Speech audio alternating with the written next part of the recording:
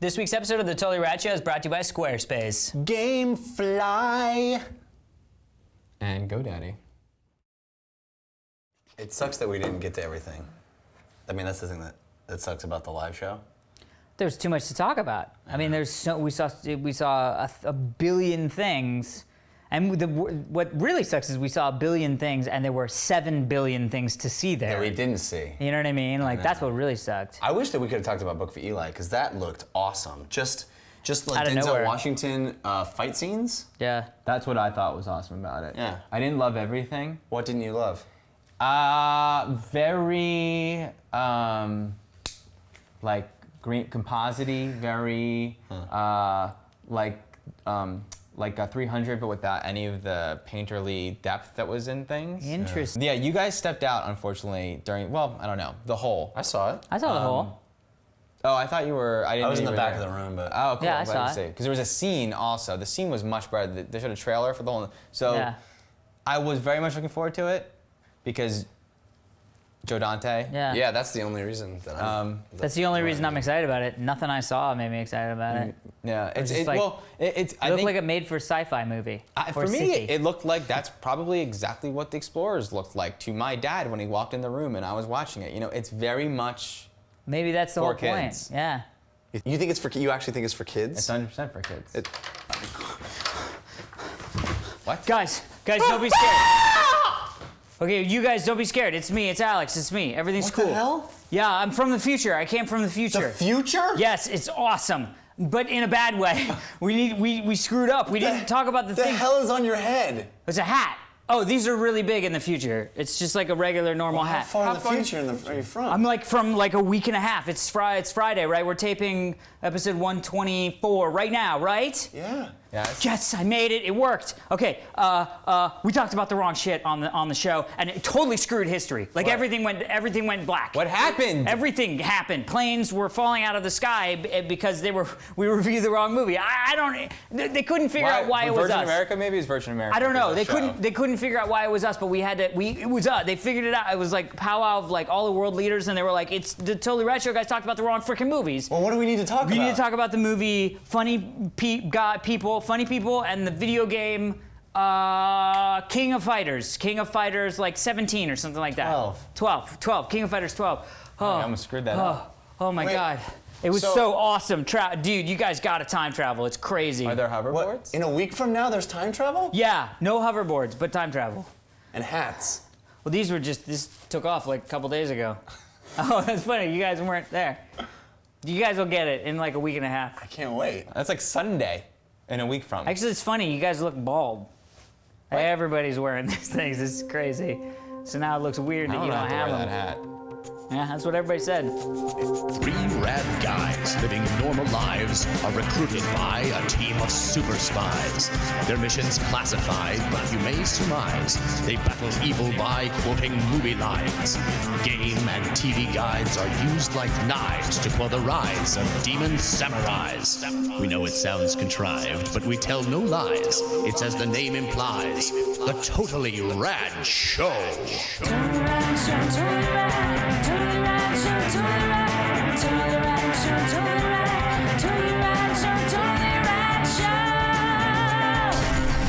Hey everybody, welcome to the Totally Rad Show, episode number 124. I'm Alex Albrecht. I'm Jeff Canada. I'm Dan Trachtenberg. Totally Rad Show is your weekly dose of all things rad. We go down to the local stork, we rip open his guts, and we bring you Jeff Canada. Happy birthday! Oh! Hey, that was a very weird way to get there. It's exactly how I was born, though, so it works out. You were ripped out of the belly of a stork. We record this the day before Jeff's birthday, so Correct. we're watching this a couple of days. After Jeff's birthday, but if you want to send birthday wishes, Jeff Canada, birthday time. You know, this because of that, this please. also marks the 4-year anniversary of our meeting. Yeah, kind of. We Right, 'cause met. we met, and then you had your birthday, right? Yeah. The day of his birthday was the day that we played Dungeons and Dragons. No, it was a No. couple days before because I left, I thought. No, you had your birthday party. You invited us to get ribs with you that night. Oh, yeah, it was my actual yeah, birthday. it was your actual that's birthday. funny. Wow. So that's it. That was 4 years ago that we Just met. goes to show Wow. you, that's what I do on my birthday, is I go get ribs. Yeah. Yeah, D&D and ribs. Yeah, what well, better thanks, birthday? guys. Well, Yeah. happy birthday. And speaking of happy birthday, look at this great artist rendering of you. Well, Speaking of funny people. Yeah, we're gonna do funny people today. I think it's kind of a Yeah. weird way of making us look like funny people. Yeah, Kelly sent this in. We thank you very much. Thanks, Kelly. Also, stay tuned for Oh. last week was Comic-Con. Correct. This week is the Amazing. Q&A. So Yeah. no email question this week, but a chunky Massive party amounts of questions. being answered. Let's get into the show. Hey.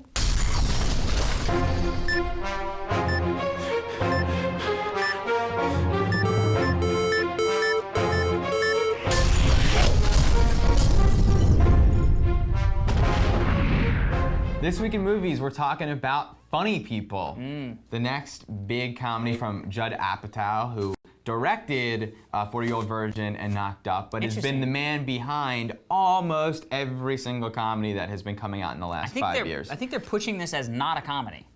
That's every press outlet I've seen well, has been like, this is not a comedy. Yeah, it's a dramedy. Yeah. So, but Judd Apatow got his start working on the Ben Stiller show, and then creating Freaks and Geeks, which is where all these actors that we're seeing in all these movies have all sort of Wow. come from. And was Adam Sandler's roommate when they first moved That's to right. LA or New York or wherever the hell they were. Yeah, he was Adam Sandler's roommate, and all this stuff is important for you guys to hear because Funny People is about Seth Rogen as an up-and-coming stand-up comic who gets a chance to help write jokes for a huge megastar played by Adam Sandler, who finds out that he has some terminal disease. Hugely autobiographical movie, as you can connect the dots from what we were just describing about Judd Apatow, who started out in stand-up comedy and was obsessed with stand-up comedy and roommate with Adam Sandler when he was hitting it big. But the movie also contains a lot of autobiographical elements in terms of there's actual footage of these guys from when they were younger. His wife is Judd Apatow's actual wife and actual kids. Actual wife and actual kids are in the movie, as they were also in Knocked Up, both And of those 40-Year-Old people. Virgin and almost all of his movies. I don't know if they were in 40-Year-Old Virgin. Yeah, she but- was the crazy drunk chick. Oh, his wife and kids were wife and kids in Knocked Up, and also in this movie. Right. Yes. So, Alex, what did you think of Funny People? Wow. I want to say that it was a great movie. I want people to go see this movie. It's really, in my opinion, two different movies, and the second movie fails for me. The first movie is this great story of this guy who theoretically has everything: riches, fame, an amazing house, like has it all. Chicks, lots of chicks, and finds out that he's dying, and then hires this sort of like apprentice to kind of come in, less for him to actually be working and more for him to just kind of have somebody and kind of try to relearn to be excited and you know, love life again and all this stuff. And to me, that ride with him and Seth Rogen was amazing and poignant and fucking funny and everything. Then, a little over halfway through, it becomes a movie of a guy trying to screw this chick's life up. It's like everything he learned, all of that learning and growing an amazing movie gets thrown out the window, and you're shoved into this situation that's just sort of awkward and weird and doesn't really connect with the movie that you've just seen. And I thought, you know, the culmination of him, like that cameo-laden cool party in the middle, I mean, that could have been like the culminating scene of the movie, and it would have been a great movie for me. So once it gets to the like ex-girlfriend who has a good husband and great kids, and then just kind of tries to screw that whole thing up for him, the movie falls flat. So inevitably, I didn't really think it was a great movie, but the first part was so good that I think people should see it. Before I toss to you, Jeff, I also want to mention huge cast in this movie, and Jonah Hill is also in it, and Seth Rogen. They too are also got their start in stand-up comedy, and both of them were sort of discovered, or Seth Rogen was discovered by Apatow, and Jonah Hill was discovered by, maybe it was Dustin Hoffman, I forget. He had a story of being discovered. So there really is such as everyone involved. This is an autobiography for not just the writer and filmmaker. Yeah. Yeah, I disagree very much with Al. I think this is one of the best movies of the year. And I think it might end up being one of my favorite movies in my list of favorite movies of all time. I absolutely adore this movie. It feels intensely personal. And I think for me as a viewer, as a enjoyer of art, when I see the artist make something that is so intensely personal and feels like it is kind of raw and revealing, it makes the experience incredibly rich. And I think that what I really like about it is that it doesn't feel like every other comedy that is a formula. There's absolutely nothing formulaic about this movie. It is a story that just has ebbs and flows and rises and falls, and it is a long movie. It's 2 hours and 20 minutes. 40. Longer even than I thought. But it doesn't feel long to me. I loved so much of it. It is funny and emotional and heartfelt, and I found myself like choking up and then laughing in the exact next moment. I love how so much of it is handled.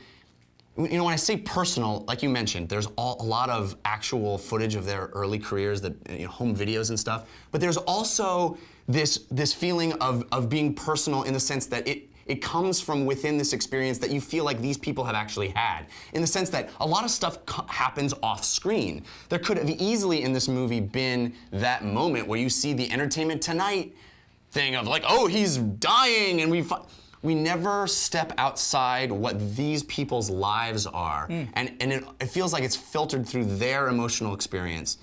I absolutely love the movie, and I found myself thinking about it in the days since we've seen it. It's just a special, special film, I think. Well, I didn't love 40-Year-Old Virgin and Knocked Up. I think this is by far his best movie.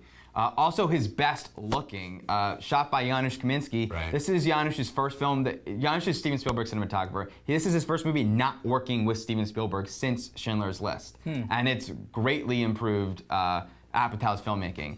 So I think it's his best movie. Having said that, I completely agree with Alex.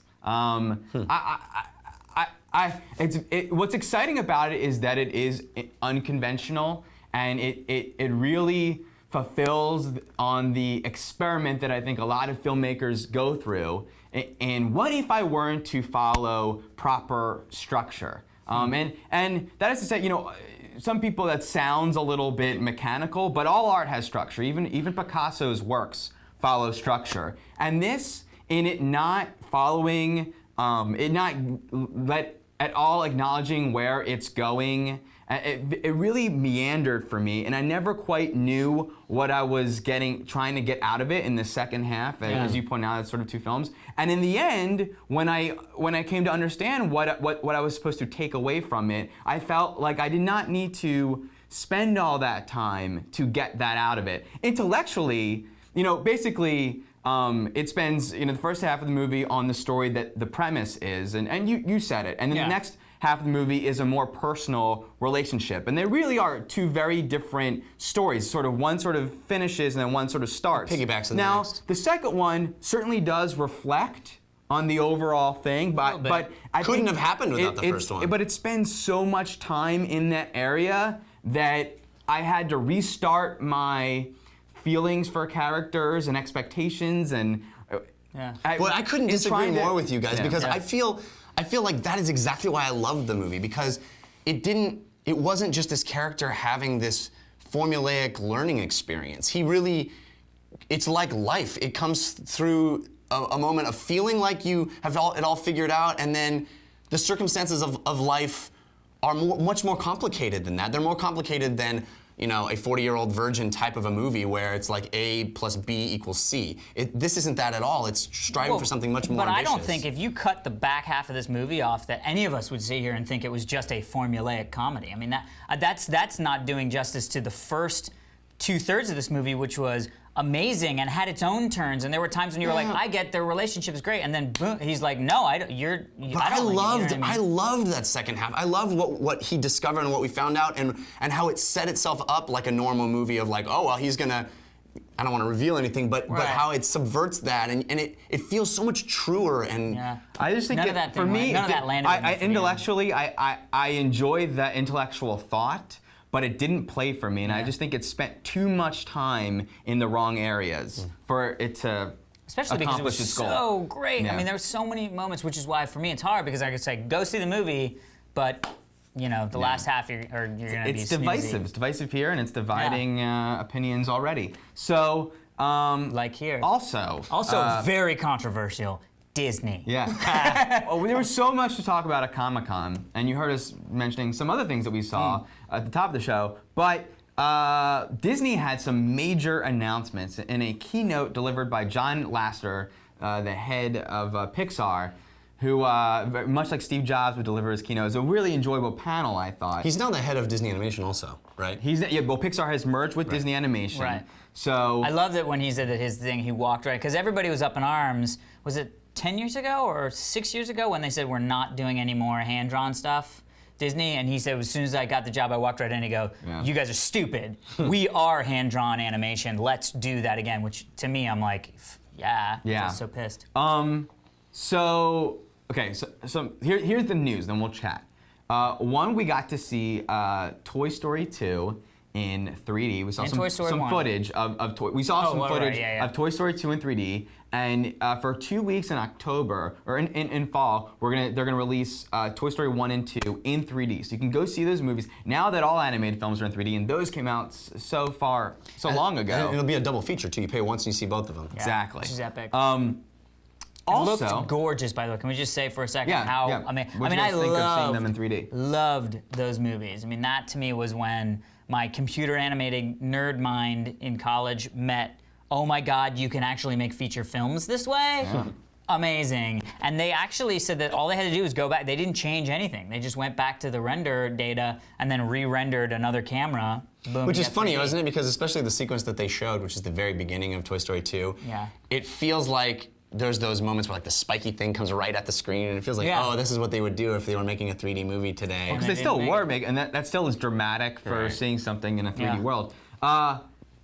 Other major, before I go to the Disney bomb, let me sidestep to incredible that he was there, Miyazaki. So Hayao Miyazaki is all of his body of animated work, cult following here in the States. Yeah. All of the animators in America are hugely inspired by his works.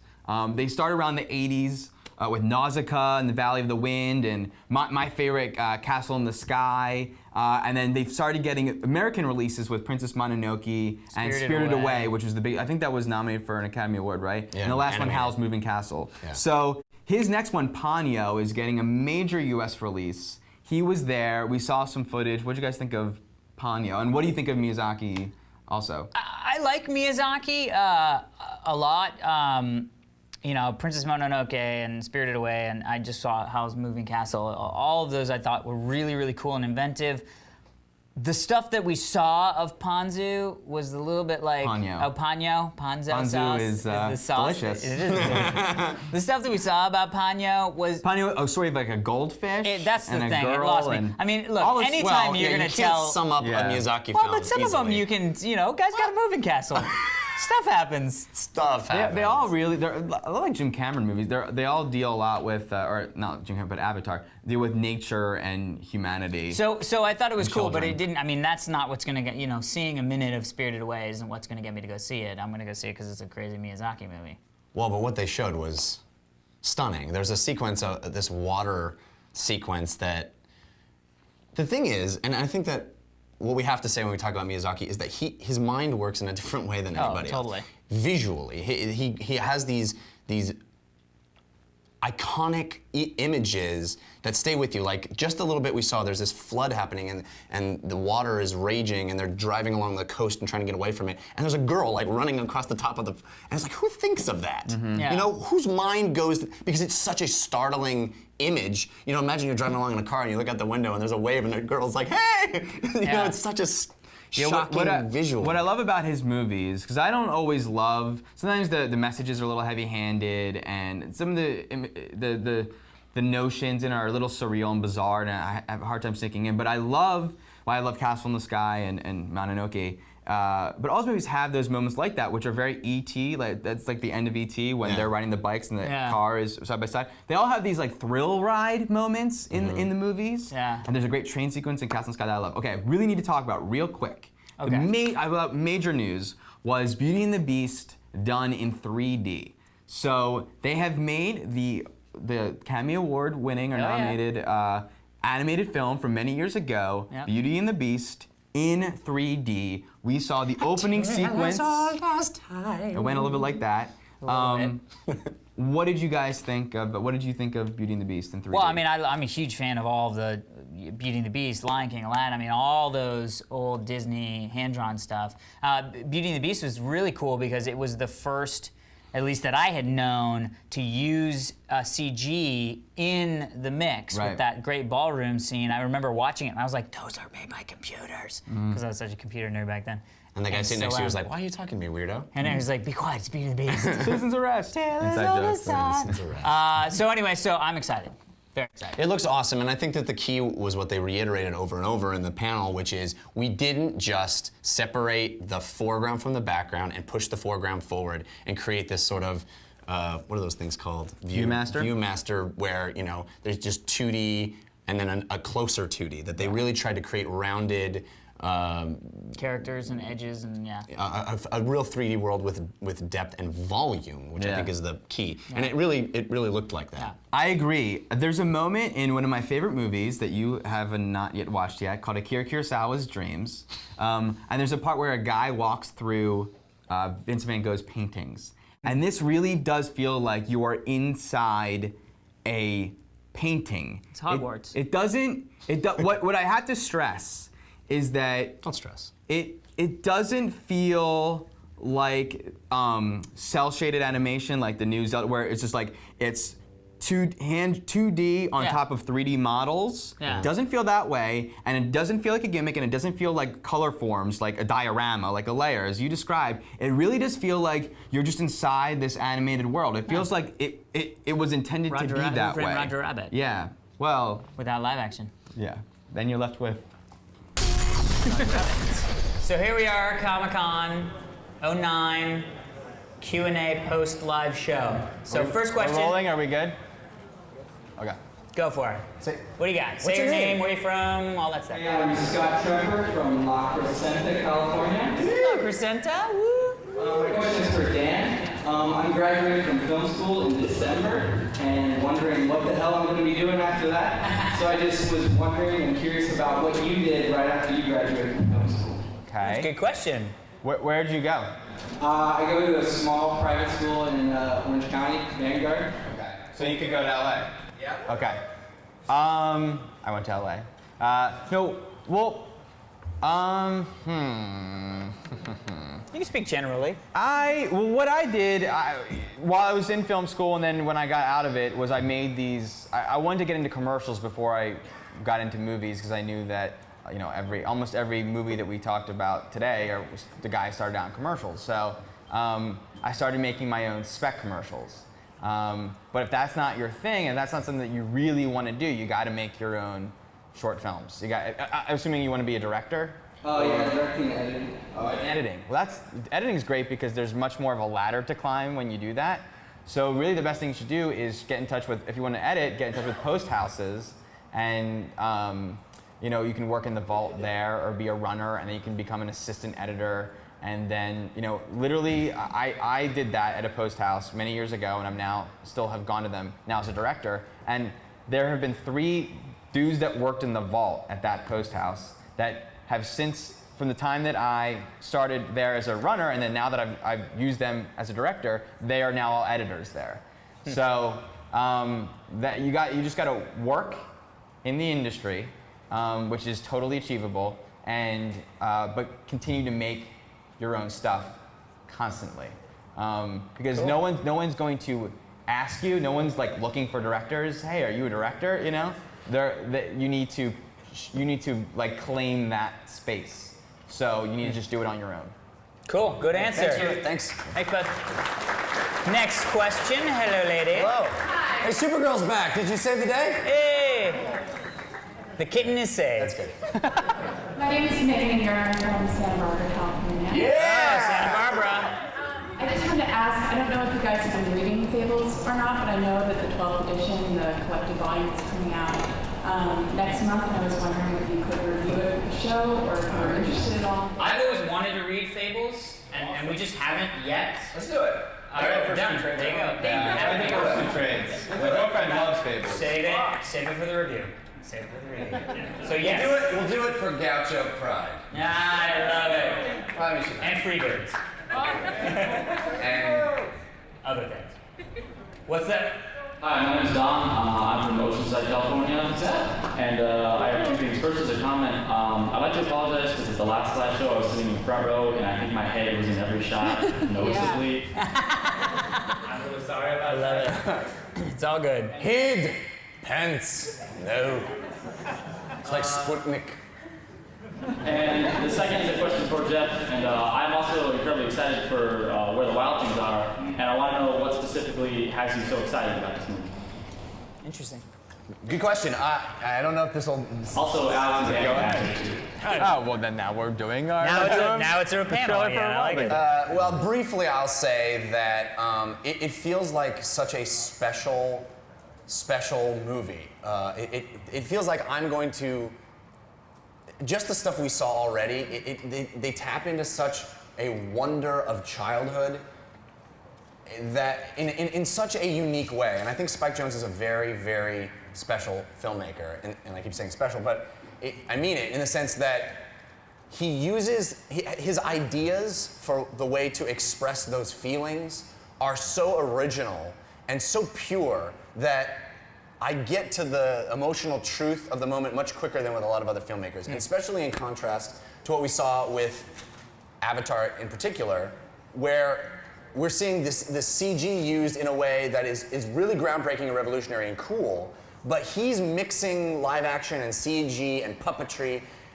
It feels like he didn't care about what was the best or the coolest or the newest way to do it. It was just what will get me the result that is closest to how I felt when I was a kid. And I really responded to the stuff we saw in a way of being transported back to my own youth and just feeling like this movie is going to be a special bond for people. Agreed. Yeah. Yeah, I would agree with that as well, in that just watching that footage, it reminded me of things I felt when I was a kid that I have not thought about since I was a kid. And also through the look of the film. Gorgeous. This movie could, I love Lemony Snicket's. This movie could have looked exactly like that and been a good movie. It does look nothing like that. It looks awesome. Very naturalistic. So yeah. Yeah. Good question. No problem. Thank you.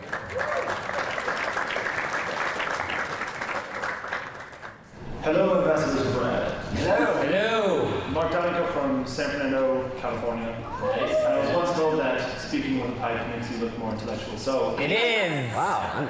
That's already. So he was taught by a very wise man. very wise man known as the illegitimate bastard son of the father of the internet. I'm the one who said man needs pipe. If I had it right here, I'd be. Two quick questions. One, considering that this is the largest collection of totally rad ladies, what is the likelihood of a Totally Rad Show Geocaching Guild expedition?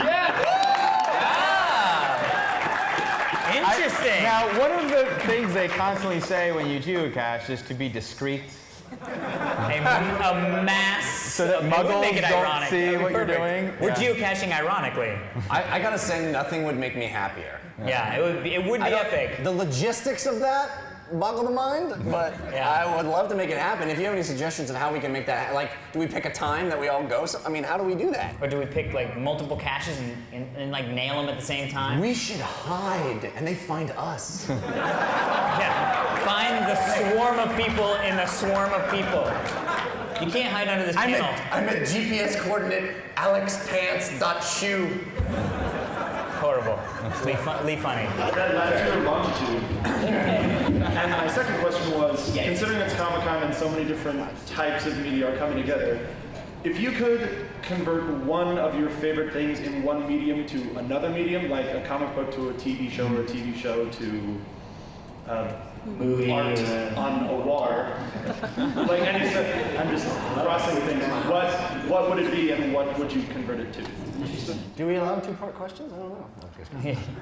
Well, complicated ones, no. No, I'm just kidding. Let's go quick so we can get a few more questions in. Yeah. I would say I would be interested to see, and this is gonna sound really weird, and this is totally just off the top of my head, but I'd be interested to see a CSI New York comic book.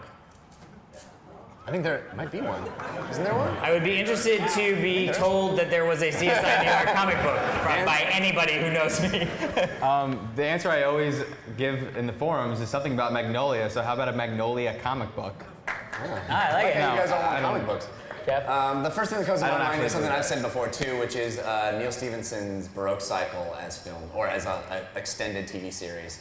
But I have to say, one thing that is happening that I'm so excited about is the George R.R. Martin stuff that I've just gotten into is becoming the HBO series. Yeah, cool. Good question. Thank you. Hi, I'm Dennis Burrell from and one of my favorite parts about your show was always the intros, and especially the season 1 intros, I thought were always really funny. I just was. That's why we made them available on DVD. Yes, consumable form. I was wondering, would you ever consider going back to that style of intro, or if not, what do you see in the future of your intros? Well, you just answered it. We are not going to go back. We definitely are Going back to the forward. future. Yes. We are going forward in a very cool way. I think that hopefully shortly. Yeah. I think we can reveal that there is something big happening. Yeah. Yes. And Definitely. hopefully, I think specifically fans of the old intros will be very happy with. We hope. We hope. Well, we're not going back. We're not going back and doing those because we did that. We did that for 2 years and it was fun and we had that time and we wanted to find a different way to convey that experience and open our show in a way that's different than our show. And this was one way that we tried it and it was fun and we're going to be doing that for a little while and we have something else that... Yeah, the thing that it's very ambitious and it's going to take a little while to get there, but when we get there, I hope that people like it. Yeah. But I can tell you what we've heard that you like those old It ones. might be sooner than later, though. It could be. 2 months. 2 months. You're welcome. I've been saying that for a month. Yeah. So maybe a month. Yeah. Hey, Max from Naples, Florida. Is that Max? Yeah. What's up? Hey, what's up? She's like, Steph, what's up? Are there any movies, TV shows, games that you've enjoyed with your parents and that you've been introduced to or you introduced to them? 100%, and both my parents are here in the audience. Are in the and they'll know this. Yes. They, my dad turned me on to Terry Gilliam's work early, which was really, really key. And both my parents used to watch Monty Python's Flying Circus on the BBC, or not on the BBC. I grew up in Cockney, England, because that's a place. So they both watched Monty Python's Flying Circus on PBS back when I was a kid, and I would always sneak in and when I was supposed to be asleep, and because I was always fascinated how they were able to eat popcorn even though it was clearly bedtime. So I would watch segments of the Monty Python's Flying Circus, and I always was highly confused because I was very young, and I was like, why are those guys in dresses and banging on the ceiling? And when I found it later, Explains a lot, actually. Yeah. When I found it again later, as I was older, I realized what they were doing. So definitely Monty Python's Flying Circus and Terry Gilliam. Yeah. Well, my mom is here, so I can say that I think I owe my love for Chitty Chitty Bang Bang and the Pirates of Penzance probably to my mom. I cannot attribute her for any sort of love that I might have for Dirty Dancing or Pretty Woman because I've yet to see those movies because she forbade me from seeing them.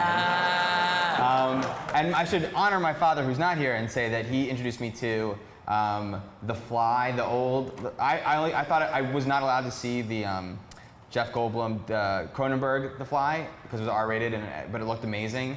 And he forced me to see the original, and I was so against it, and I'm so thankful that he did because the original Fly is freaking badass. So that and Mysterious Island, which is another old, awesome movie. Cool. I will never forget the day that my mom waited in line for me to see a very special early screening of Karate Kid 2. And I was not told that was the movie that we were going to see. I was told that we were doing something else, but we had to get in the car and we had to get ready, and my mom had been gone all day, and it was some sort of free, I don't know can't remember the details, she can probably tell me later, but it was some sort of free screening of Karate Kid 2 that was gonna sell out. So she went down really early and stood in line, and I was not told that's what we were doing, and we drove down, my sister, my dad, and I drove down to meet my mom, and we got out of the car and saw on the marquee it said Karate Kid 2, and it was the greatest day of my life. Awesome. Great question, Max. So this is going to be the last question because we all have to get over to Tivoli and party. Yeah, but hopefully you guys will all come with us and we'll talk more there. And Yes. It'll be lots of fun. Hi guys, I'm Taylor from Reno, Nevada. You guys know me there is Lockhart from the forums. Yes! So anyway, my question is for Mike actually. Oh. Hi Mike. Mike's like, what? Sadly unmiked, Mike. So we've had the old interstitials for a long time. Mike, come up from Yeah, come on here, Mikey, from get a mic. And I was wondering when we're going to get newer interstitials from you. Oh. Oh. Sort of part of the old question that was asked. Yes, that is going to be. Oh, thank you. Look at this. We're like an Do I avatar. have to be like this? That's all right, go. Okay. It's as the question before about the Just keep talking, I'm not here. about the intros and that things are slowly changing and evolving with the show. That is possibly one of the things that's also going to evolve as well. I think there are going to be a lot of changes overall to the look of the show, and it's all going to kind of get a little bit of a revamp. And It's like when M&M's introduced a new color. Same delicious chocolatey inside. It's going to taste the same, But new color. but it looks different. It Like that looks blue. I really like that blue. like kind of neon blue. Yeah, that they got going exactly. on, yeah. But that's that. Love it. Cool. Thank you, guys. Thank you.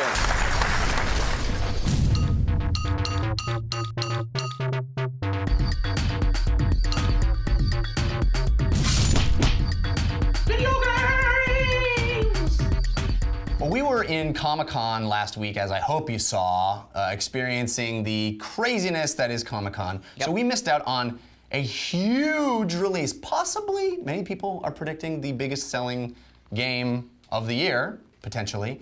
And that is the sequel to Wii Sports, which was released with the Wii as the pack-in game, Wii Sports Resort. And the interesting thing about Wii Sports Resort is it comes with its own pack-in, which is the Wii Motion Plus. It's the little nubbin that you plug in to the bottom of your Wiimote. Finally here, 2 E3s in a row, we finally get it. Well, and we played a little bit a few weeks ago with Tiger Woods Golf, although I had the wrong settings, so we didn't even get a chance to You know, but the experience it. Motion Plus stuff was really experiencing though. So the Wii Motion Plus is an attempt to create an even more accurate one-to-one relationship between what you do with your Wiimote and what the Wii sees. Attempting to not make that at all dirty. So Wii Sports Resort is like Wii Sports, which is a variety of small mini games built around sports, but this time the conceit is that we are at a island resort, so there's jet skiing type of games, which they can't call that because it's copyrighted. But frisbee on the beach, there's Which they basketball. can't call that because they paid for the Actually, I don't. trademark. Oh, did they trademark? Yeah, it says TM at the bottom. That's true. And a whole wide variety. There's like Wakeboarding. exactly. Wakeboarding, flying around in a plane over the island. Archery. All kinds of crazy stuff. You start the game actually parachuting out of the island. Which, of course, there's no skydiving in the game. Yeah, there is. Yes, Oh, there is? The Yeah. same thing? Like, I didn't do it because I was like, yeah, I did that on All my right, own. well, let's get to the inevitable, which is start your hate train on There's Wii no hate Sports train. Resort. No, hey, look, let's be clear about how I feel about the Wii. I think the Wii is a great party platform. I played the crap out of Wii Sports. That is why I have a Wii, is because when my friends come over and we've been drinking, I'm like, dude, I'm gonna kick your ass in tennis. Let's do it. That's what the Wii does great. What I don't like and usually trash about the Wii, from my personal experiences, is when they try to just do games that are for any other game console. You know what I mean? That's what I didn't like about Conduit. And so I was like, I don't want to play a first-person shooter this way. I will that's play clearly pool not the this case. way. With this game, this is. So there's a lot of really great stuff. I loved the wakeboarding. Wakeboarding was my favorite by far. It was super fun. Archery is super fun. We finally get to play table tennis, which to me was lacking. And then they had Play, I think it was called. We Play, yeah. We Play, That which came I with the think was a extra remote. big failure. That game, none of the games really From a worked sales for me. perspective, it was the opposite of a failure. Well, but I'm not reviewing their sales charts. I'm telling you how I've experienced it. And it was like, great, Wii Sports 2, and none of them were, I mean, the table tennis is like atrocious. So you get you get table tennis back, you know, it's all this stuff. Now that said, this is a great party game. Am I gonna sit down and wakeboard for any more than 5 minutes on any given day by myself? No. To me, that's not what that was made for. Just as that's how I experience Wii Sports. I don't play tennis by myself on Wii Sports. That's not what I wanna do. But whenever my friends are over, I'm like, bro, let's play some tennis, you know what I mean? So it's just like that plus. Now the Wii Motion Plus stuff is interesting. I almost feel like I hold it to a higher degree of, I want it to be even better than it is because it claims to be so good. With the Wii, when I got it, I was like, wow, this is, I mean, it's a little off, but geez, okay, it's tracking, that's crazy. And it goes, look, it's just tracking your stuff. It's like, oh, okay, this is cool. Since the Wii Motion Plus came out and was like, this is now 1-to-1, it's all gonna be great, then the layer of frustration becomes more like when we were playing the basketball thing, and I was going, I know I'm shooting the basketball the way it wants me to shoot it because I'm shooting a basketball. You were, though. I was shooting the basketball. I would What they posit- want to is to say, here's the thing, shoot like a basketball. And so I there's did. skill involved. Well, No, what I it know. is I would posit the reason you like the table tennis here more than in the Wii Play version is because of the Motion Plus. Oh, that might be very. I wasn't talking specifically about it. I was just saying that I hold that up to a higher degree, like to a higher standard, Right. because they claim that it's so good. Whereas with the other one, I was sort of like, I don't care. I mean, it's twitchy as hell, but it's fun. Right. And this one, it's like, well, it's still twitchy as hell. But the whole point of it being out is that, hey, you remember how twitchy this was? It's not like that anymore. And it's like, well, let me hop in here because we may agree on this. Yeah. And I feel like the Wii Motion Plus is a vast improvement on the previous thing. Agreed. And it definitely is 1-to-1 in terms of what it's receiving, and like you can see the paddle when you're playing table tennis. You see it's moving, but the games are still gestural based, not the activity that you're doing. Like basketball, it's still like it's the motion of doing this, and you have to clock into how does the game interpret this motion. And table tennis too. It's not if you do it's not just like the same thing that would happen in real life. It's not a simulator of the experience. So Well, I don't think it's claiming to be a simulator. I don't know what but it's I would claiming. argue I'm not that talking about what it's claiming. Canoeing, for example, is you're doing what you would do to canoe. No, but the gesture of what you would do to canoe. But I think the actual someone who canoe, I mean, that's one that I don't. Table tennis is something I do know, you know, and it's when you actually. Okay, if I were to do this exact same thing in a physical space, hit a ball, and it wouldn't go the same place it would in physical space as it does in the Wii, because in Wii, it's 1-to-1 tracking of what I'm doing, but it's still like, this gesture is that kind of spin, this gesture it's not doing the actual stuff. So what I'm saying is it's not simulating the exact experience, but it's far superior to what it was before. It's gotten much better at tracking what you do, but it's by no means a simulator. Oh, I would agree it's not a simulator, but to play devil's advocate, differentiating. To play devil's advocate slightly, I would say that the better I would do in those games would be directly proportional to when I would get my whole body into doing like when I was actually doing what a basketball shot would be, or when I was actually getting into the physical motion of that stuff rather than just kind of playing a video game. Well, but that's when I would do better. For Frisbee, that wasn't the case for me at all. When I actually stepped back and threw it like I did with Frisbee, I was way less accurate than when I went, okay, it just wants me to do this. Whoop! And I would be like a ninja with the Frisbee. And that to me was, I think it's your also body just how learning what you have to, just like when you hit buttons and you learn what muscle memory. Loved it. Loved it. I'm just saying what I think. I'm just trying to describe it. Yeah, and don't make it seem like that we don't like that this game isn't fun. I mean, I hated that you started with Alex must hate this because it's not true. The Wii is great for this type of game. It's going to be. I'm so excited for my friends to come over and play it. Well, then I don't understand the criticism, I guess.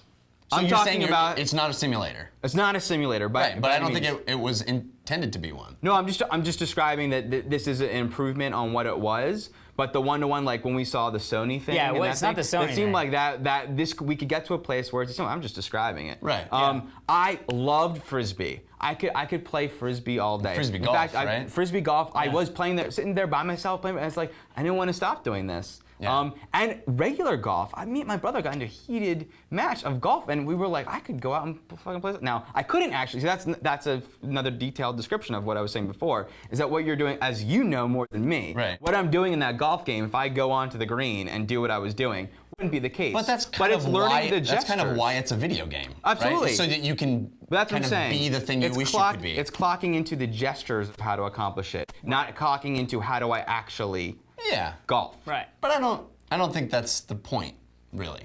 Yeah, Not but saying he's it just is. stating what it is. Never said not it was. Saying. So golf was great. Yeah. Frisbee was great. Wakeboarding I was thought my dog favorite fighting. Yeah, I didn't like wakeboarding actually. Oh, dude, bro. I loved wakeboarding. Bro. But the dog fighting, I was a huge fan of Crimson Skies back in the day. By no Yes. means Crimson Skies, but a lot of fun and the most. Arrow wings It's the most arcadey of all the. Everything else is you do the action that you actually play a sport. You know, this was really just a dog fighting game that you can use motion controller for. But I thought that was a lot of fun. I thought the bicycling was kind of arcadey, but in a very fun way. I was really surprised at how much I loved this. I think it's a huge improvement over the first Wii Sports, which is a fun game already. And I think the huge improvement is the Motion Plus. I think that is where it really is. The things you can accomplish now are much more interesting. And the way they've figured out to kind of distill these things down to their component parts is really, really fun. We had a great time playing archery. I love archery. Yes, was my favorite. Is my favorite of all the experiences. I love the basketball, and I thought that the 3-on-3 thing that you unlock is almost like playing NBA Jam. I was just about to say, yeah. It really is. I just wish they incorporated some sort of rebounding, because it sucks that it has to stop for a second and reset everything before you switch who's on offense. I expected to kind of be bored with this stuff, but I found myself, like you, I'll play for 5 minutes and by myself, and all of a sudden I'm sucked in for several hours. Neither of you mentioned sword fighting, which is awesome, and especially the sort of adventure mode where it's almost like horde mode from Gears of War, where they just keep throwing tougher and tougher enemies at you, wave after wave.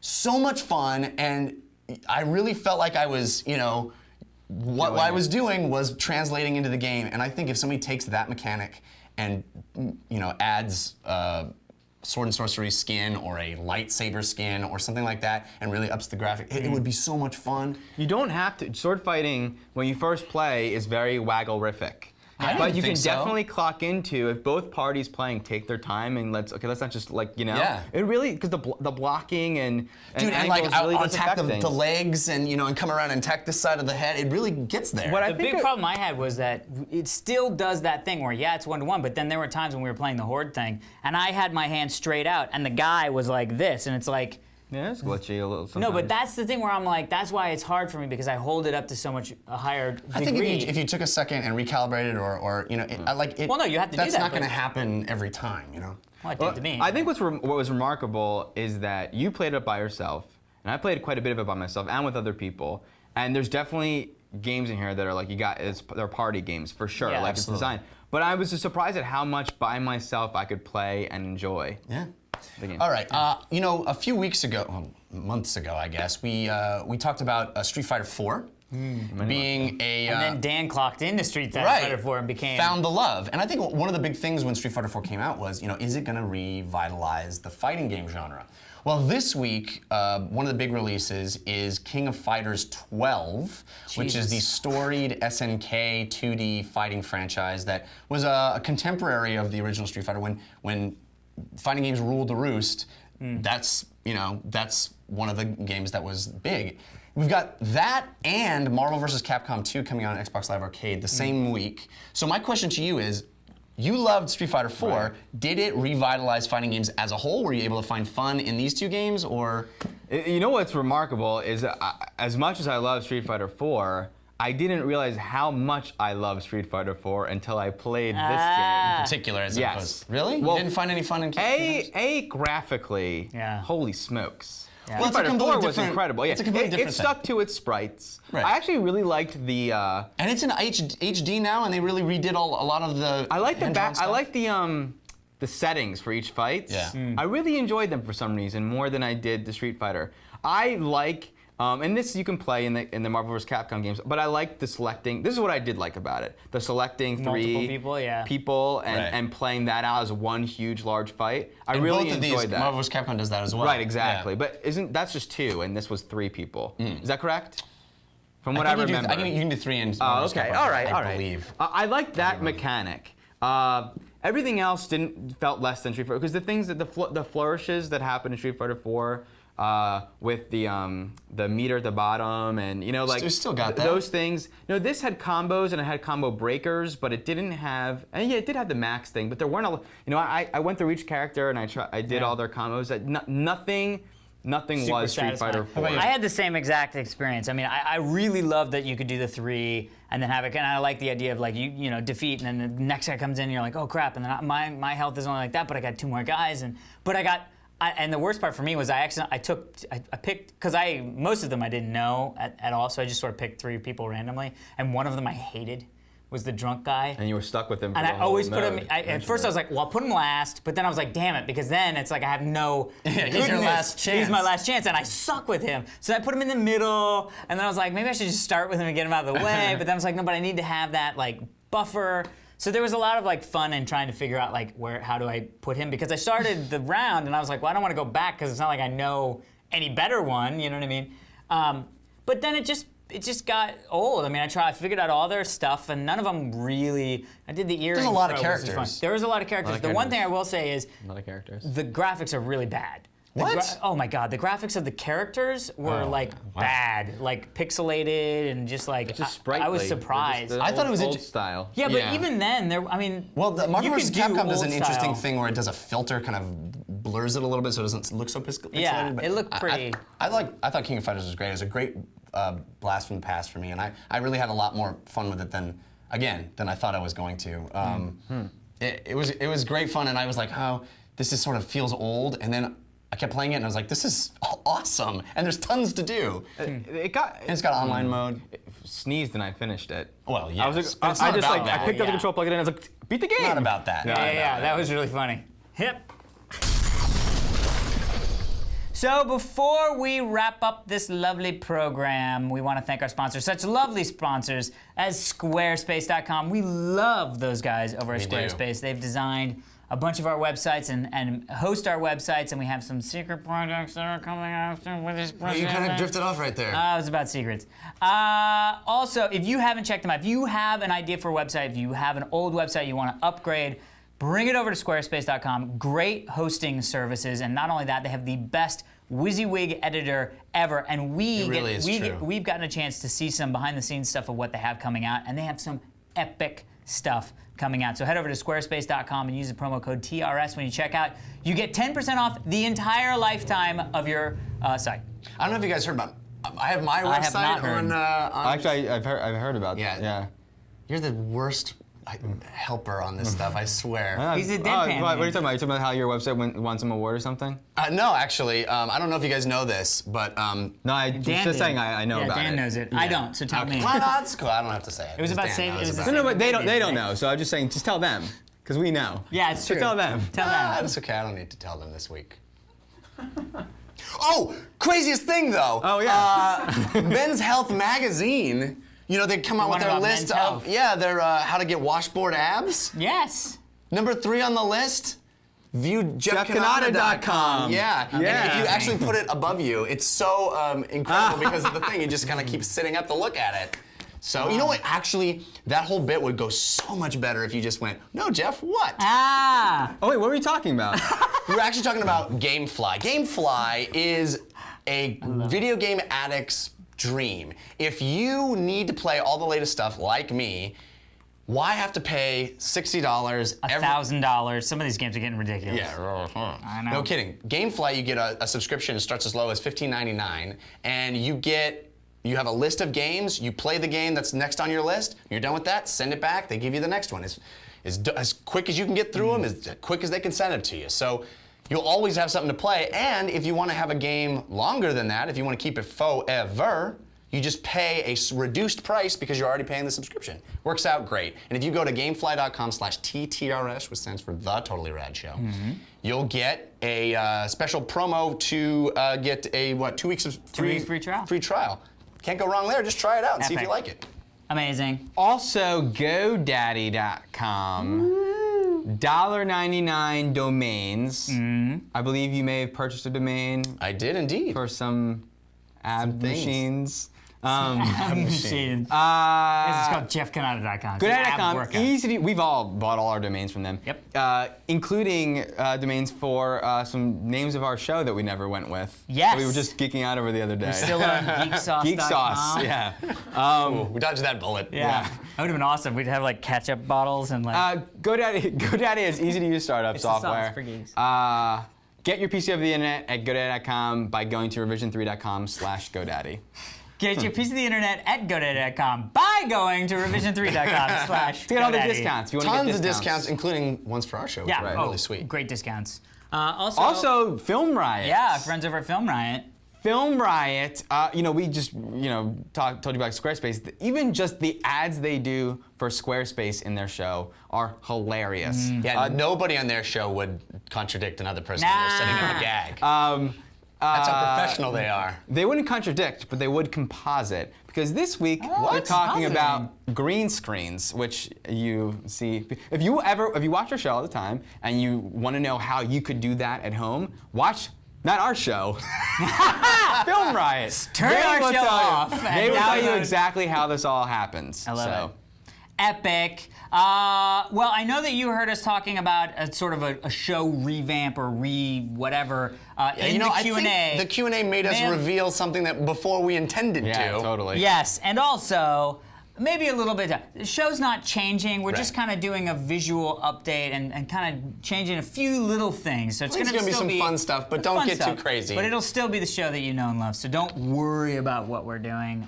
But be excited. Yeah, it's coming soon. And there's actually lots of really cool stuff coming soon. Yeah, lots of really cool stuff coming soon. You know what was coming soon previously and now here? The TRS DVD. I remember when that was coming Season soon. 2 intros, revision3.com/TRS DVD. You can could be sold out already. So if get there if you haven't gotten there, get in your car and drive to the internet, and then get order online. And also, we're gonna be at PAX. That's gonna be our next big thing. And it's in September. No. October? Yes. It's a month away. Beginning of September. So September. Get your tickets now to Seattle, where we will see you there. I was like, what's Atoll? Do we get to see it? Seattle. Yeah, we're gonna be great. Saturday, I think, in the noonish hour is our panel at PAX. So hopefully we'll see you there. We would love to see you there, and then hopefully we'll work out some kind of fun stuff afterwards. Hopefully we'll co-op with the co-op guys, and we'll figure out something.